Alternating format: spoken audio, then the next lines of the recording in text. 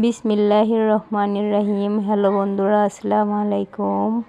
আমি জিলাপি বানাবো, আপনাদের দেখাবো। দেখুন কত সুন্দর হয়েছে। তবে দেখা যাক কিভাবে বানাই। এখানে জিলাপির শিরাটা বানিয়ে নেব।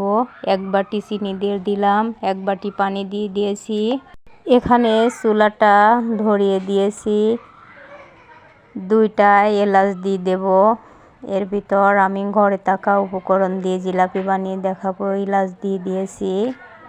এখানে চিনিটা গলা পর্যন্ত জাল দিব। লবণ দিয়ে দিলাম।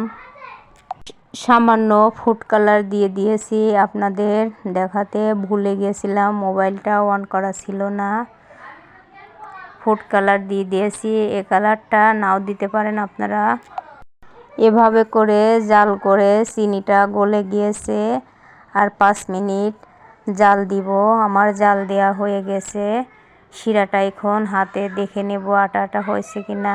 হয়ে গেছে। শিরাটা নামিয়ে ঢাকনা দিয়ে ঢেকে রাখলাম। এখন ময়দা দিয়ে জিলাপির একটা ব্যাটার বানিয়ে নেব। এখানে 1 বাটি ময়দা দিয়ে দিলাম। বেকিং সোডা 1/2 চামচ, বেকিং পাউডার 1 চামচের মতো, সামান্য লবণ দিয়ে দিলাম।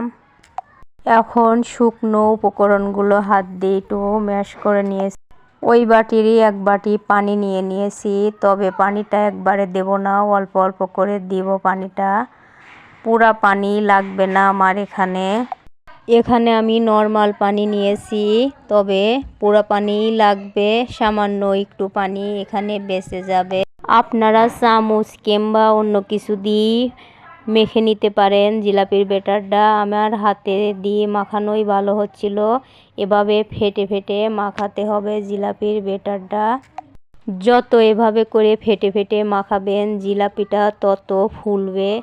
এভাবে ফেটে ফেটে মাখার পর জিলাপিটা এভাবে যখন ব্যাটারটা হবে তখন তেল দিয়ে দেবো সামান্য। এখানে তেল দেওয়ার পর আবার কিছুক্ষণ ফেটে মেখে নেব।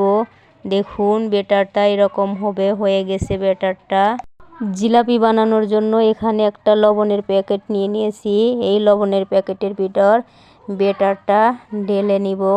তবে আপনারা বোতল ছিদ্র করে বানাতে পারেন। আমি এই লবণের প্যাকেটে বানাবো।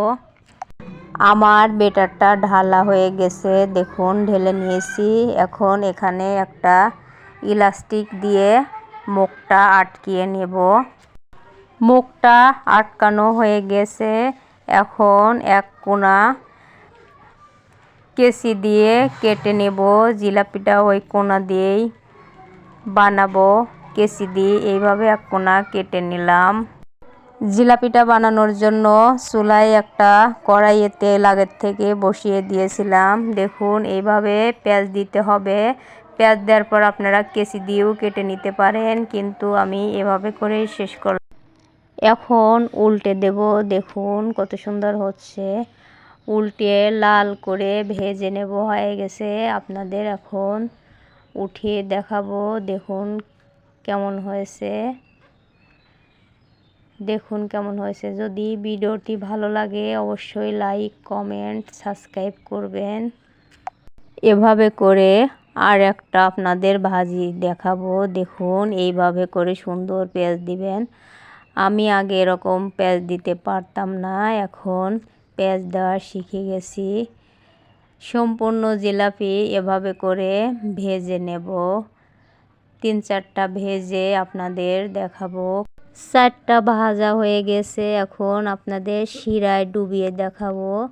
দেখুন শিরায় ডুবানোর পর সাথে সাথে জিলাপিগুলো উঠাতে হবে। বেশিক্ষণ রাখলে জিলাপিগুলো নরম হয়ে যাবে। সাথে সাথে আমি একটা প্লেটে উঠিয়ে নিয়েছি।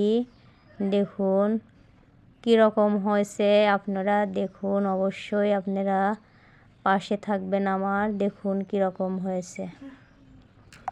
এভাবে করে সবগুলো ভেজে নিয়েছি। এখন আপনাদের ভেঙে দেখাবো। দেখুন শক্ত হয়েছে। তবে ভালো লাগলে লাইক, কমেন্ট, শেয়ার করবেন এবং কমেন্টে জানাবেন কীরকম হয়েছে।